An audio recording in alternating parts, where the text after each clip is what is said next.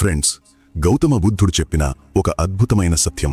మన ప్రతి మనిషి లోపల రెండు భయంకరమైన గుర్రాలు యుద్ధం చేస్తున్నాయి. ఒకటి చీకటి గుర్రం, భయం, కోపం, అసూయ, బాధలు. రెండోది వెలుగు గుర్రం, ప్రేమ, ఆశ, శాంతి, ఆత్మవిశ్వాసం. ఏ గుర్రానికి ఎక్కువ ఆహారమిస్తావో అదే గెలుస్తుంది. బుద్ధుడు చెప్పారు, నీ మనస్సును నీ బానిసగా చేసుకో, లేకపోతే అది నిన్ను బానిసగా చేస్తుంది. మనం అనుకుంటాం, నేను నా జీవితానికి యజమానిని. కానీ నిజమేమిటంటే మనస్సే మన యజమాని అయిపోతోంది. భయం వచ్చినా, కోపం వచ్చినా ఆలోచనలు మనల్ని నడిపిస్తున్నాయి. మనస్సును గెలుచుకో, జీవితం నీదే అవుతుంది. బుద్ధుడు ఒక సాధారణ రహస్యం చెప్పారు.